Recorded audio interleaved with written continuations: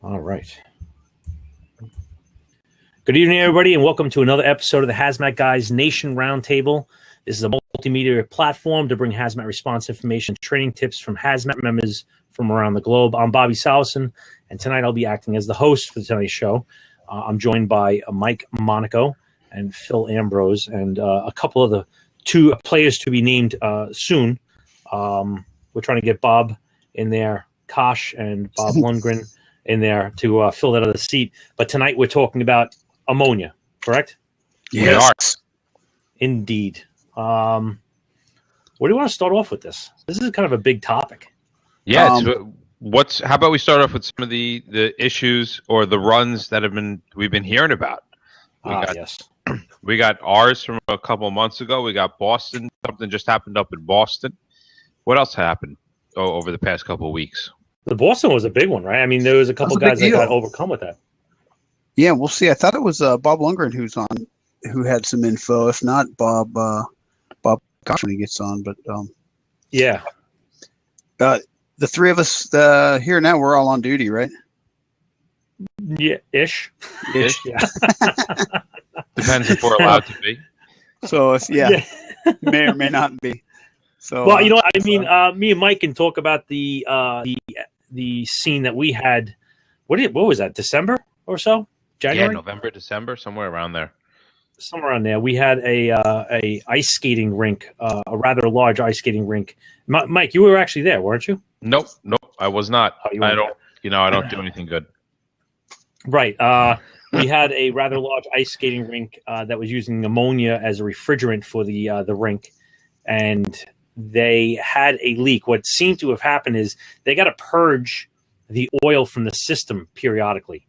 And as low tech as it seems, they have a purge valve that goes to a small hose, and they put it in a bucket, and they purge out the oil. And what happens is when the oil comes out into the bucket through the hose, once the ammonia hits a certain point and it actually starts coming through, then it starts popping and sputtering, and that's when the guy will shut down the valve. But what happened was it was, from what I understand, a rather inexperienced technician, and he was purging it.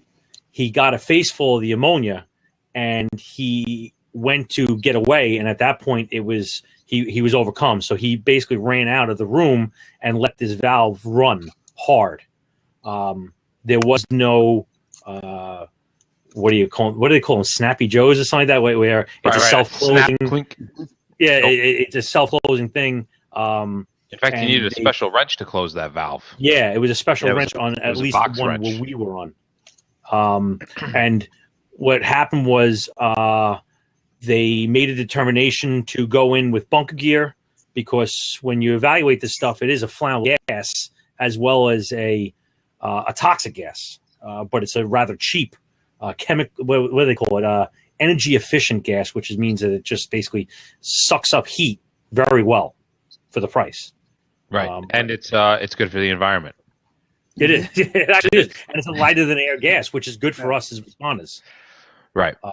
So they, pretty much what they did was they went in there, they evaluated the scene with SCBA and stuff like that, and they started to have effects of the ammonia on their bodies. They started having burning, tingling, that kind of stuff. So they immediately went out and they rejoined with, in level A suits to mitigate this situation. Mike, you got anything else to throw on this one? I don't remember very much more on top of that. No, but it was enough that the burning was enough that when the second hazmat company, which was a squad, went in, even though most of the system had been turned off, there was still enough in their bunker gears to burn them and send a couple guys to the ER. So it can react pretty good, I guess. From a chemical point of view, it loves water, so it attaches to the water and our sweat. And once the water has touched it, it turns into its acid and base component, which is a base, and it starts causing the damage. Right. I mean, you guys got anything else to throw in on just generalizations? On that one, we were talking about that call. That one, that was, I missed the part. That was ice rink refrigeration? Yeah, it came, on that one. And then did it originally come in as a leak or came in as a odor investigation? I was spacing looking at the text. How the call actually came in? it came over as an ammonia leak. Okay. As an ammonia leak, and it wasn't like it was deep inside of a building. It was an outdoor rink.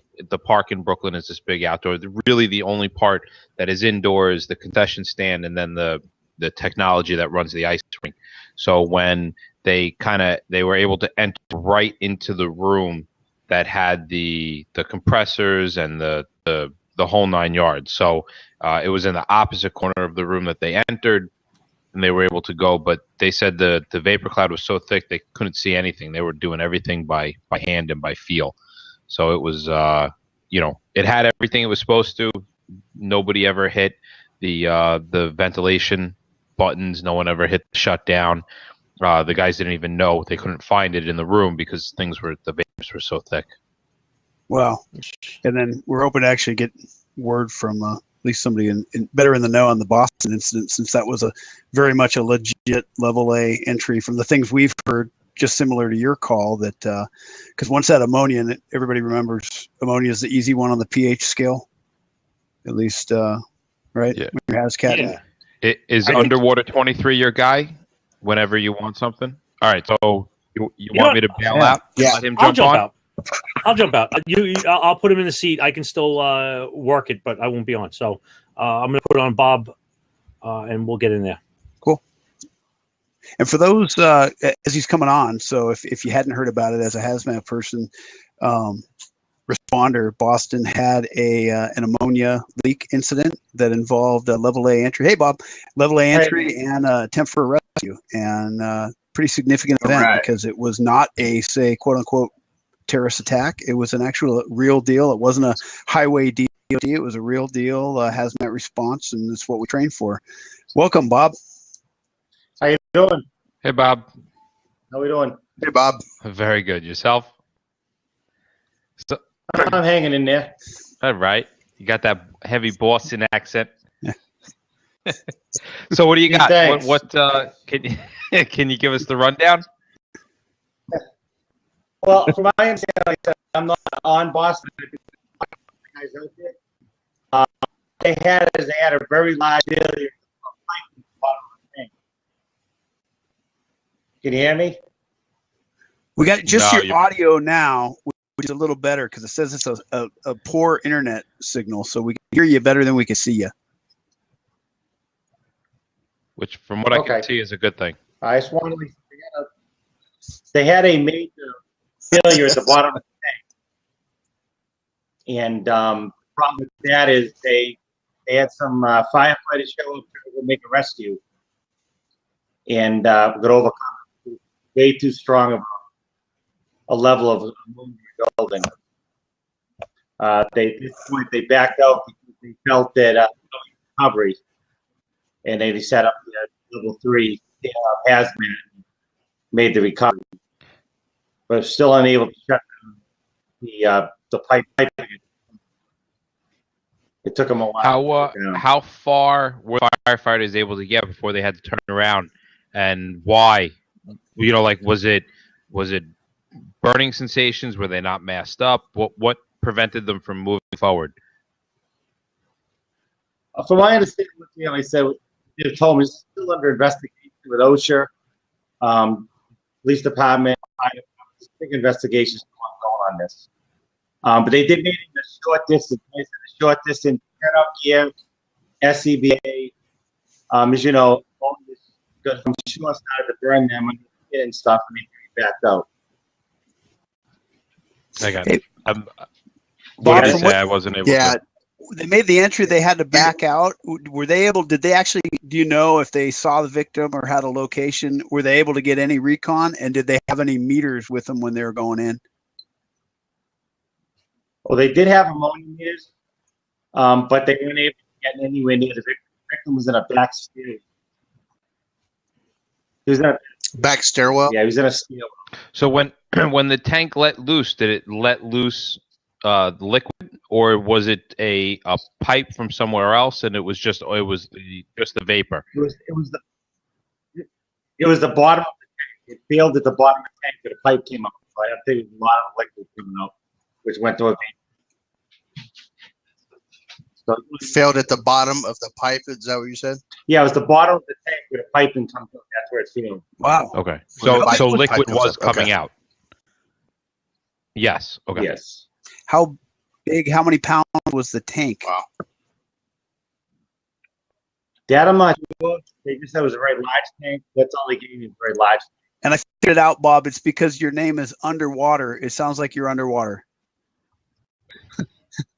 Oh, that's it. That's exactly what it is. I'm underwater all the time. Awesome.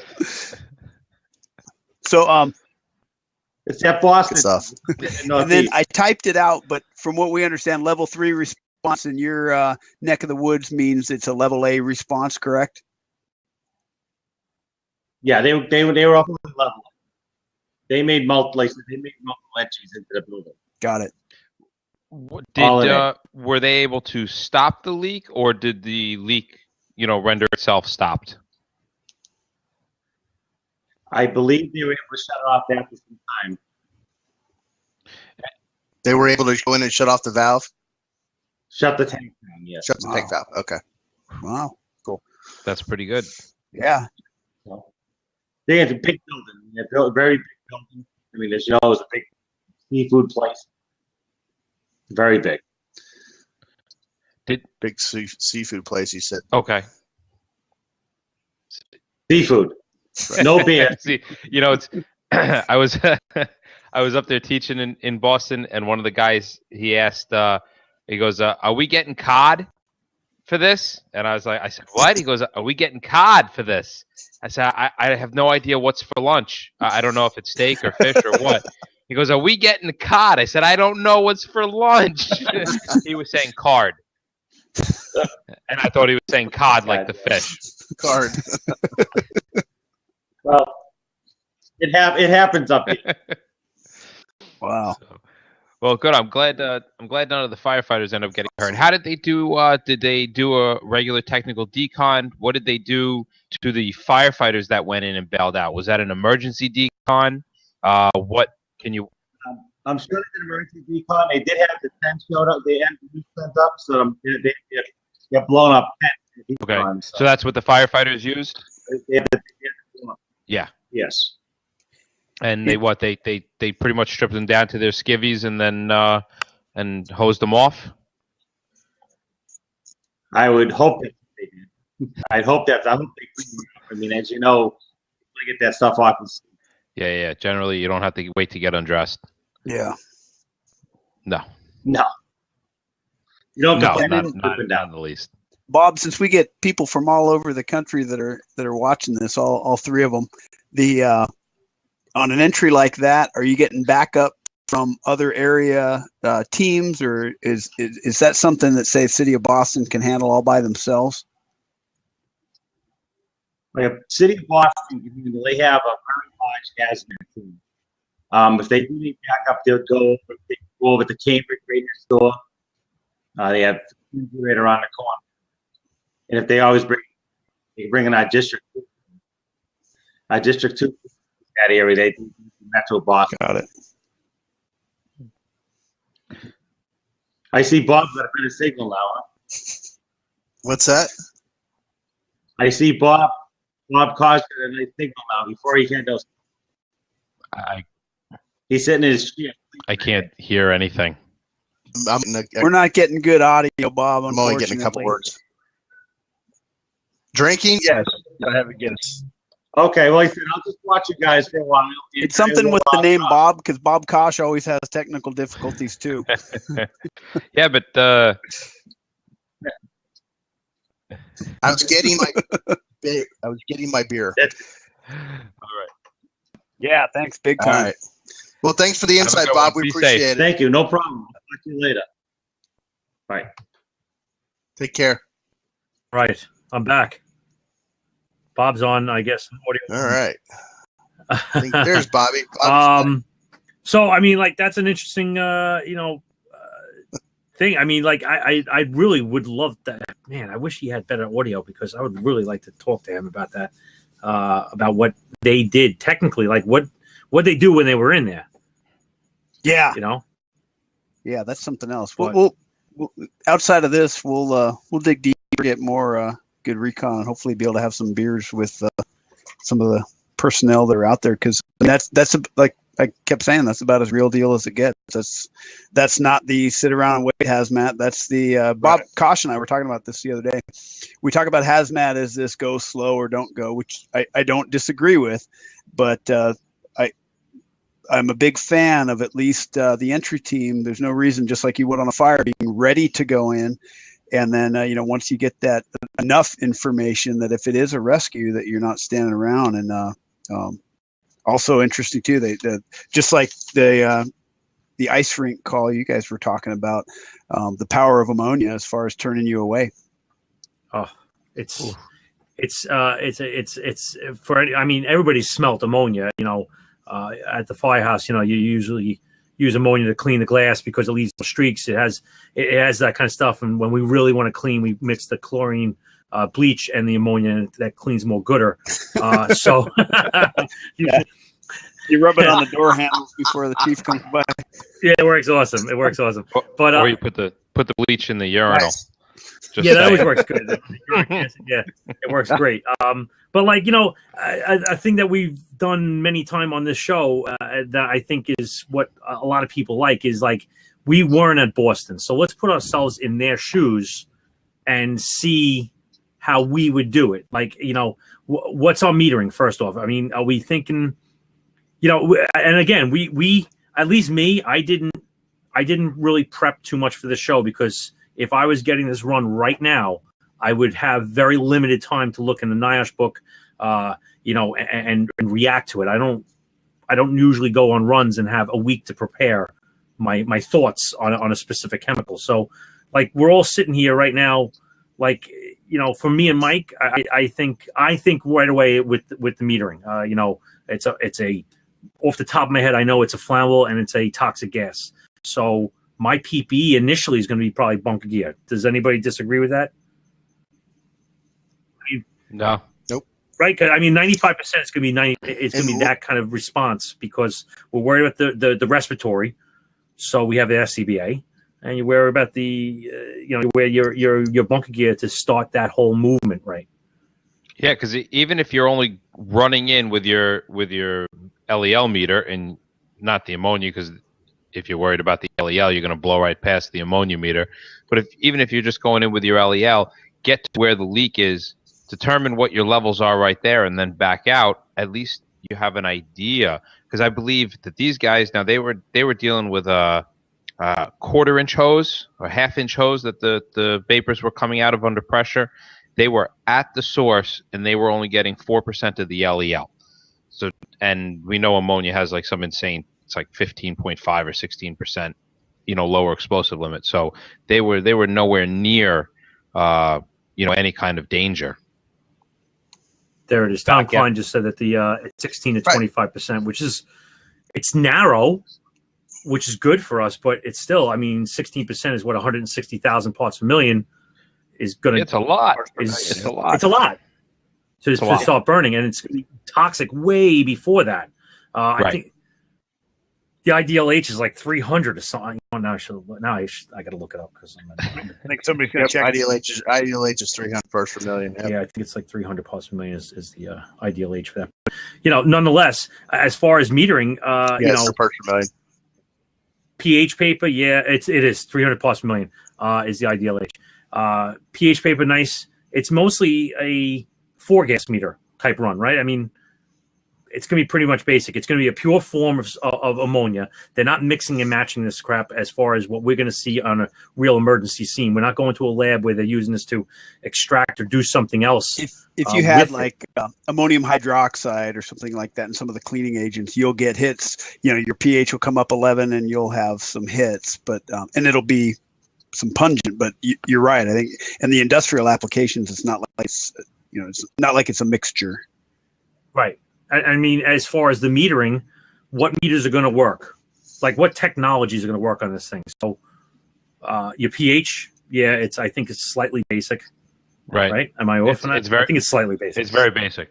Very basic. It's very basic. All right. Very basic. Slightly basic. And then if we know we're dealing with ammonia, we're going to be bringing in Traeger tubes. Well, just out of curiosity, like, am I? Because think about this. I know I'm going on ammonia. It's my ammonia. If all I'm bringing in is my gas meter and my ammonia meter, do I really need to prep for pH? I know it's going to turn. Do I really need to take time with the Traeger tubes? I know that I have ammonia. Traeger tubes are generally in the lower parts per million. If I have a leak, it's going to be tremendous. I'm probably going to blow right past my ammonia meter anyway, and start really looking at my O2 displacement on the large scale as well as my LEL. And I would still take the Traeger tube and with the 4-gas with the O2, but if you like, we don't have an ammonia tube. Gas. I mean, an ammonia sensor. We have a single gas ammonia. So what was that? Right, but it's probably calibrated to much lower than what would probably burn out. Right, I mean, if you're going through an atmosphere. Right, it's really just there to be like, hey, you're approaching ammonia. Like, right. It's not in any way, shape, or form to quantify the amount at a leak. Right.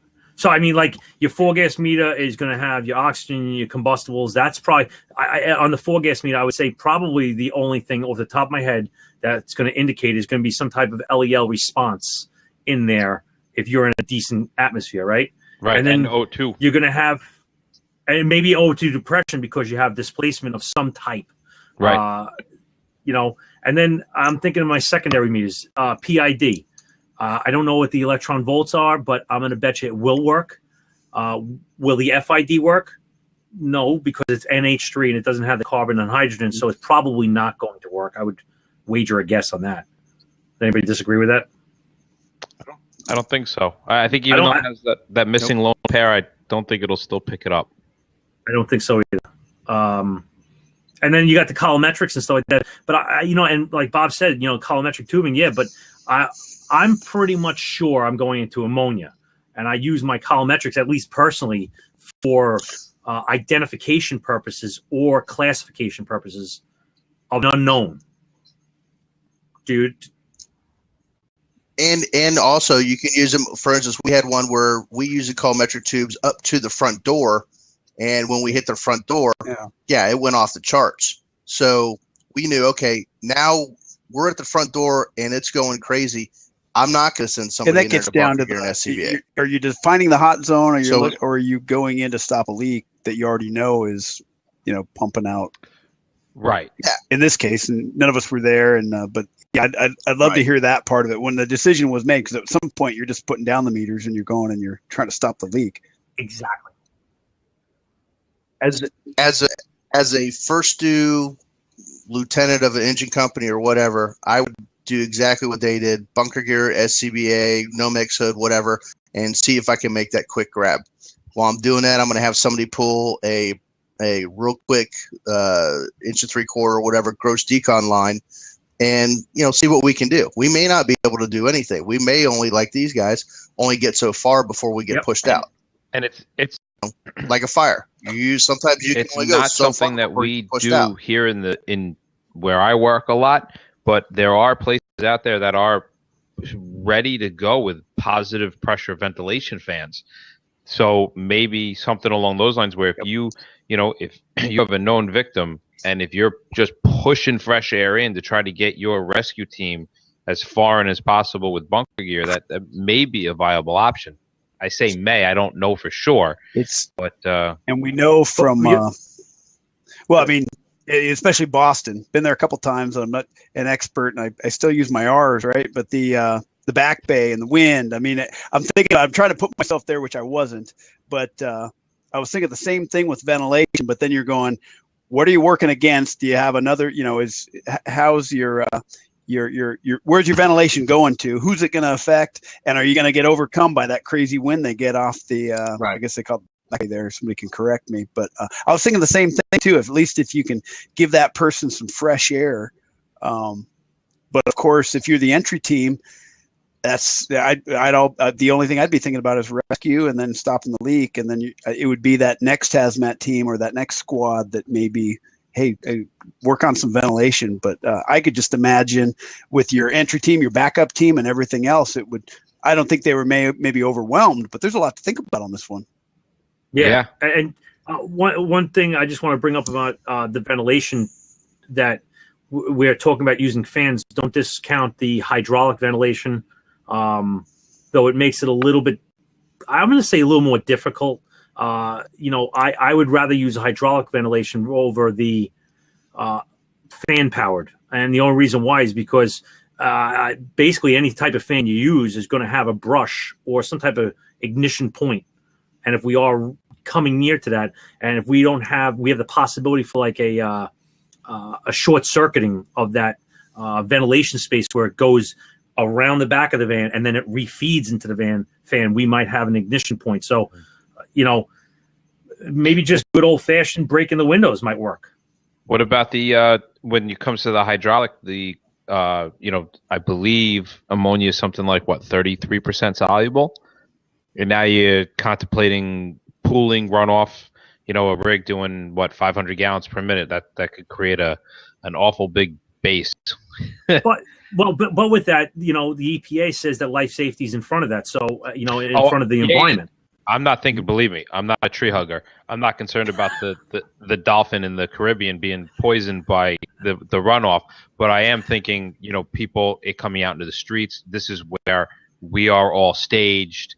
We're walking through it. That kind of thing. More for us, not for environment.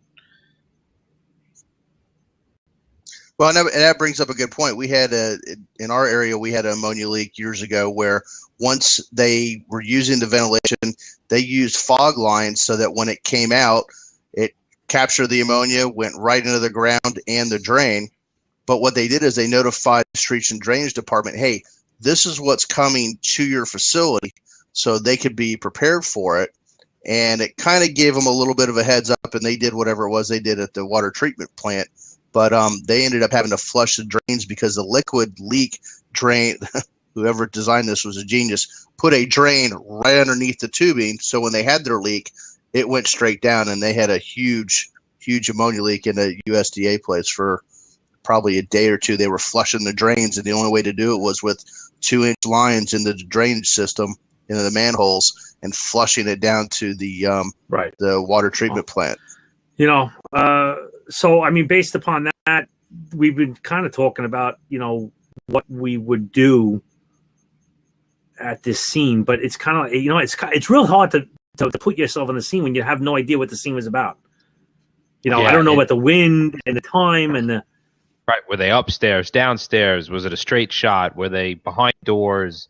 Was it good, 2 rooms in and then the third room was bad? God only knows. Yeah. Even something as simple as as silly as did you have the A team working that day? Or did you have the B team working that day? Determines how much you're going to make the push. So I don't know. It's kind of a tough thing and I hate doing that whole 2020 hindsight kind of thing. But it seems like they did a good job up there. Yeah, it would be interesting to know from the operations level why they pulled out. Did they get spooked by the vapors? Did they start to burn? Did they just say, I'm dealing with a chemical, I don't want to do this? Which is very, very common among firefighters to, be perfectly okay going to the burn center for a week to go to a fire, but not a burn center for a couple days for a chemical. Really? Wow. Yeah. And that incident I was just talking about when it was another department, when our guys pulled up, they saw a couple of firemen standing by the pump panels, splashing water on their face and their neck and everything. And I don't know. I don't remember how that call came in, if it was a mechanical alarm or automatic fire alarm, or if it was ammonia leak. I think it was an ammonia leak. So they tried to, hey, he's back. They tried to, do something. I mean, even when I spoke to some of the guys that were deconning the guys from our incident, they said that when the initial recon team came out, they had so much of it, either in vapor or liquid or whatever form it was, that you couldn't even come in within 15 feet of these guys before you were overcome with it. To which eventually everybody says, well, why didn't you have your SCBA on? If you're doing that decon, you should be at least the level they are in to be able to decon them. But, that just puts into perspective. These guys went into this situation and they got, totally filled up with saturated with the gases or the liquid form. I don't know what it was, but that's what's going to go down. Is if you're going to have to address that. I mean, what are we going to do with the gear afterwards? Are we going to take that gear and completely condemn it? And maybe departments can't do that. I know where me and Mike work, each fireman in New York gets 2 sets of gear, so we can easily switch over. Yeah, but there's fire departments that and I know of that are in rural areas that share, where 2 guys will share, that are like sons will share one set of gear in order to do that. So that might not be a valuable thing at all. But true. I'm trying to think what else we could talk about ammonia. I mean, anybody got anything on the side that wants to throw in there? I had dropped it on the PPE. I get with the if you've looked, the Firefighter Cancer Support Network has done.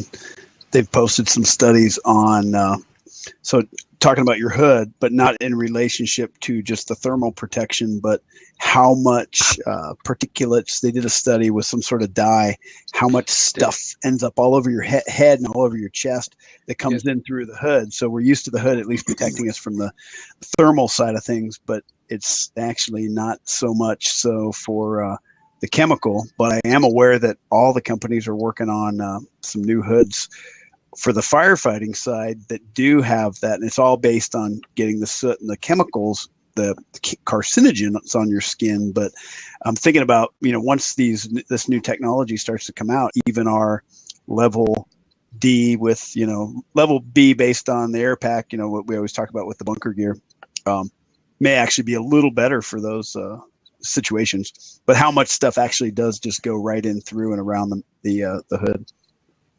Right. Yeah, there was it was posted the other day. Somebody posted I forget the magazine. I think it was either Fire Engineering or Fire Chief that had those pictures of that study.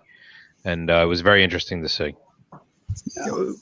We always kind of fall back to that. We got a hood and our PPE, and we're very comfortable wearing our bunker turnout gear, whatever you want to call it. But it is not meant for chemical exposure. It has no rating at all. Right. Right. I mean, the PPE manufacturers say, well, it'll give you protection, but they can't conform to the chemical protective clothing, whatever NFPA rating that is. I don't remember what that is, 1021 or something like that? 1991. 1991. They don't conform to anything of it. And any manufacturer that tells you they do, unless there's something out there that I have yet to hear about, I don't know how they can even say that. Well, what's interesting is, because remember when they did all the changes in the NFPA for this, I don't remember, with our SCBA, that it had to be CBRN compliant. All of them had to match that. So in a way, it almost gave that, now our SCBA is something with the exhalation valve, right? So it's CBRN compliant. But technically, everything around your face is not. So anything skin. So I don't know. It's almost like, on one side is false security. On the other side, we've talked about that, where we're comfortable in our bunker gear. If you're going to make a rescue, or at least initial recon, there's times where it's acceptable. But there are this is the CBRNE is kind of lands into that category, kind of opened the door for the 1994 ensemble suits to come in, where you're kind of in this quasi world between level B and level A, and the suit can protect you, but it's vapor tight, but it's not in. But the SCBA is not encapsulated, but the SCBA is CBRNE certified, so it's kind of this weird thing. I don't know if anybody has played with the 1994 suits in any way, shape, or form. We've got a bunch that we've played with and done stuff with. We were going through that because we got new level A with the flash protection, which is not meant to be thermal. And then we had our proximity suits for the airport calls. And I think it gets confusing, and then it's kind of like that Toyota Tercel that has the 200-mile-an-hour rated tires on it. You're just mixing up some stuff, and maybe it's not all as good as just throwing on the level A suit. Yeah, I got to say though, the 1994 suits that we've tried, very, very good, very, very comfortable. I would definitely feel comfortable going in, doing a recon, doing a rescue. No flash protection, but yeah, as far as a kind of a quasi A B type of a thing that really doesn't have a category, it's a pretty interesting suit. Yeah. Well, I mean, the on the side chat, they're talking about the MT94, which is made by Lion, and I believe that Bob was just talking about Globe also has one that's made out of neoprene hoods. That has bunker gear, that has neoprene hood. And like Mike was saying, these, I want to say, hybrids. I don't know where really. You know what? I mean, it conforms to all the level A where it is vapor proof, but the part that really makes it non-level A is that the SCBA is one on the outside. Oh, well, if you want to start a real, especially when you get to like the LinkedIn crowd, talk about level A versus B versus the encapsulated B, which. It's people dig into the DOT definitions, and then others will, it's marketing side. But for somebody that actually still wears the suit, they did make some Bs look a whole lot like As. Yes. Yeah, I mean the Lion suits that we use, the MT94s. If you've never worn one of these things, it is probably the most comfortable thing. It's like wearing this painter's suit. Oh yeah. It's I use them as pajamas. Yeah. Clean under the house. But I mean, like one of the biggest things that I know of, and it is that heat doesn't affect you as much because all you got to do is just hit the guy with a little bit of water, and it's like an air conditioner went on in this thing. Where the level A suit, you know how it is. It's the Amazon in there. Yeah, it's like Florida inside the suit. Right. We'll go there. Oh, God's waiting room. Waiting room. So I mean, like to each his own, I guess. It's a tough. I mean, what else can you say about ammonia? I mean, as far as the response and stuff like that, you guys. I mean, from the command thing, we're going to go uphill, upwind, upstate, whatever you call it, right? And you try to get away from it on the upwind side, right? Yeah, and one of the things we've had an ammonia piping on the roofs where we actually had to set the truck up and put the guys in the bucket to go to the roof and take care of the leaks. And that in of itself poses another challenge because are you going to send guys up in level A suits in the bucket of a tower truck, or are you going to send them with bunker gear and SCBA?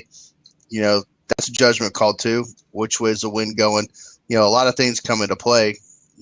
With what type of incident.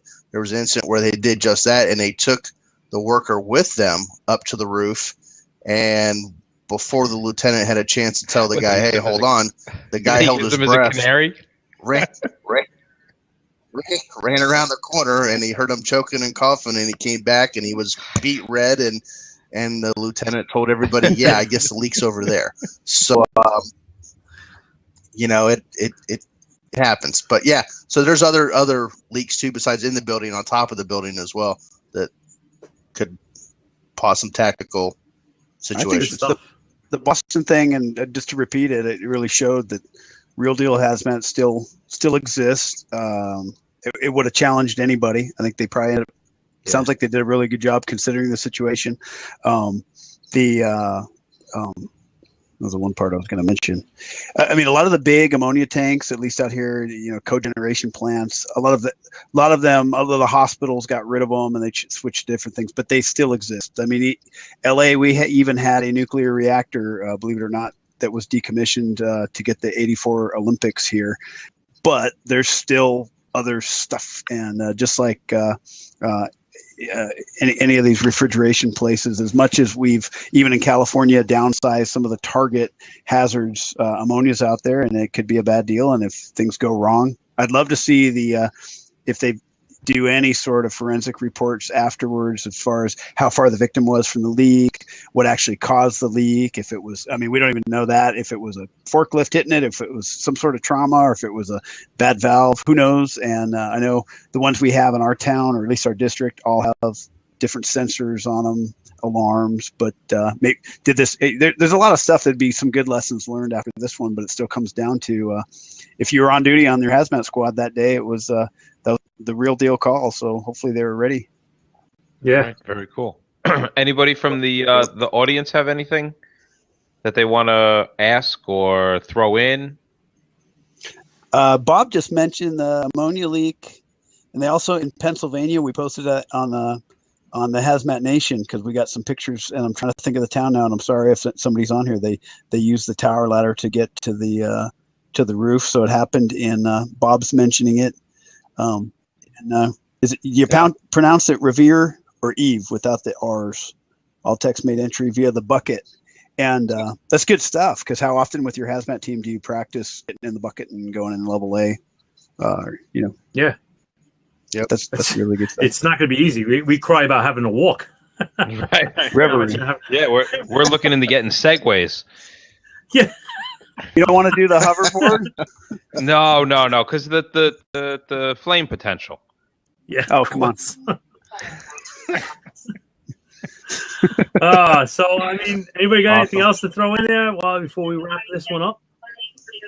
We're going to get Bob Lundgren even a better internet connection, because I would love to hear more of what he has. It's good.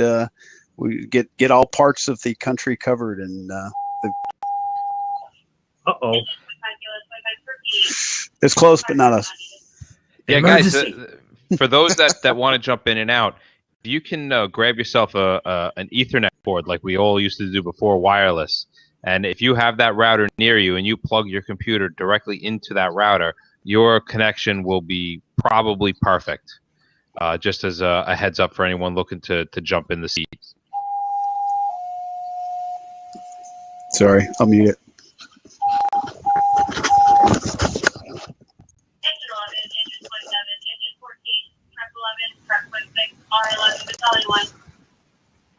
Wow. Your mute button's not working. All right. There you go. That is now. Let's wrap this thing up. Bob, where can we find you? All right. At HCMTLT, Twitter, Hazmat Nation, and Hazsim. All right, Hazsim. Good. Where are you now? Yeah, where are you? I'm in Arizona. I'm in Arizona doing a Hazsim class for Phoenix Fire Department. They just got a system, and we're doing the train the trainer class, and was just with Jeff Z today. Had a great lunch. Great guy. We talked to him on the show and whatnot, but what a down to earth guy, man. It's like we're gonna be training tomorrow too. I can't wait. It's awesome. I love his albums. I love Jay-Z. Just sit and listen all day long. Just wax on about life. He's the man. Awesome. Phil, what about you? Where you coming from? Phil Ambrose from Hazsim and Hazmat Nation. I got to give a shout out. Jason Rogers has now become one of the editors on Hazmat Nation. Is doing an outstanding job. In fact, his rolling meth lab on the Walmart meth makers article got some of the most hits we'd had in a while. It was really good stuff. And everybody else, the familiar faces from Matt and Oscar, and really appreciate Bob from Boston from coming on. Can't wait to get out there and have beer with you guys. So Hazmat Nation or Hazsim, we're always looking at doing good hands-on training wherever we go. And thanks again. Yeah, man. Mike? All right, me myself. You can find me. You can reach me at Mike at thehazmatguys.com. Me and Bob co-host the Hazmat Guys podcast, which you can find on iTunes, Stitcher, Google, or just go to the website, thehazmatguys.com. I would love to have you guys listen. Feedback, always good. Quick shout out to my buddy Tommy Klein, who seems to be on here more and more regularly. Hope to get him on an actual seat. So how about you, Bob? Where can we find you? I am on the hazmatguys.com as well. And for those of you that don't know, we are going to continue the show a little bit afterwards. We kind of turn off the recordings and just wrap with the guys that are hanging out here. But yes, that is exactly what I'm going to talk about is FDIC. All four of us will be there. FDIC this year, 2016, Indianapolis. I believe the only night that we're all there for is Wednesday night, where the four of us jerks are going to be together in one bar. Yeah. I don't know what bar, but we're going to be there, and we're going to let everybody know for sure. Yeah, we're going to definitely put it out on the Facebook. If you're not following the Facebook page of the Hazmat Guys Nation, which is what the show is, please jump on there because that's where we're going to post where we're going to be, and we'll see what's going on over there. And if you guys are going to Baltimore, both myself and Mike are going to be presenting at the IAFC conference, doing 2 separate classes because there's just so much room in the room for us. We can't even be in the same room when we record. Oh, yeah, exactly. We were going to set this whole thing up where we were sitting next to each other, and then I was just going to reach across the screen and come into his and stuff, but we didn't do it. Yeah, I was waiting up here. Sorry. All right. Well, that wraps up another episode of the Hazmat Guys Nation Roundtable. Please be sure to follow us on our Facebook pages, which is the Hazmat Nation and the Hazmat Guys, or the Hazmat Guys Nation is another one. So you can find us at next week's show live every Tuesday at 9:15 Eastern Standard on this venue, blab.im. And we're also going to be producing a podcast version of this, if that's what you like, on iTunes or any of those other ones that Mike said on Stitcher and stuff, under the Hazmat Guys Nation.